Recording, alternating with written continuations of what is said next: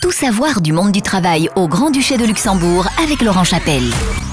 Bonjour aux 466 000 travailleurs du Luxembourg et voici enfin de quoi briller devant la machine à café car cette semaine, je vais vous livrer les tout derniers chiffres des CDD et d'un métier qui va vous envoyer en l'air. Oui, demain, c'est la Saint-Valentin.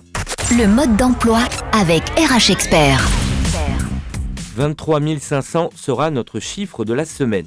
23 500, c'est le nombre de CDD conclus au Luxembourg en 2019, selon les chiffres communiqués ce mardi par le ministère du Travail, et cela représente à peine 6% du total, ce qui fait du Luxembourg un pays à part dans l'Union européenne.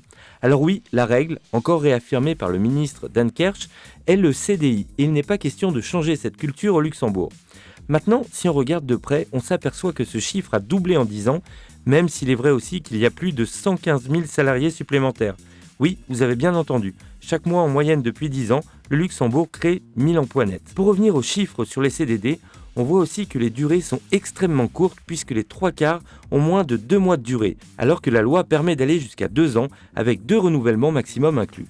La raison, c'est qu'il faut des motifs ultra précis qui doivent être encore indiqués dans le contrat de travail, même s'il existe des exceptions comme dans l'audiovisuel, les étudiants ou encore le secteur sportif. Il peut y avoir aussi une période d'essai non renouvelable et celle-ci ne va pas au-delà de la moitié de la durée initiale du contrat. Dernière chose pour un CDD, on ne peut pas être licencié avec préavis ou bien démissionner au Luxembourg d'un CDD, même si on a trouvé un CDI ailleurs. Mais attention, on peut quand même être licencié pour faute grave ou résilié d'un commun accord.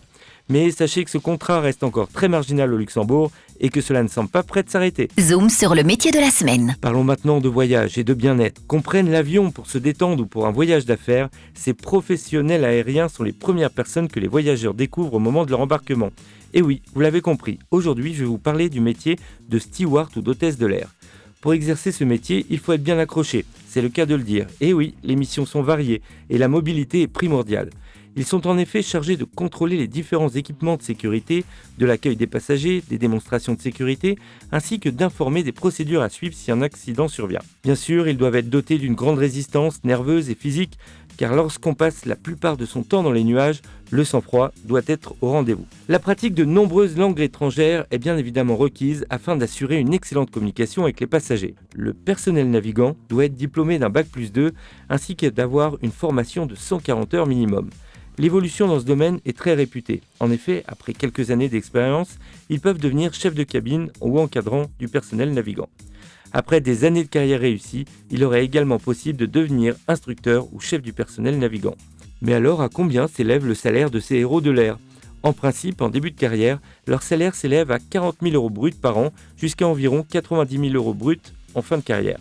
Et bien sûr, en ajoutant à cela les nombreuses primes et indemnités relatives.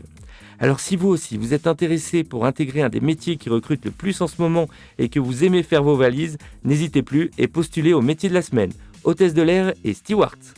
RH Expert vous donne rendez-vous dès maintenant sur www.rhexpert.com.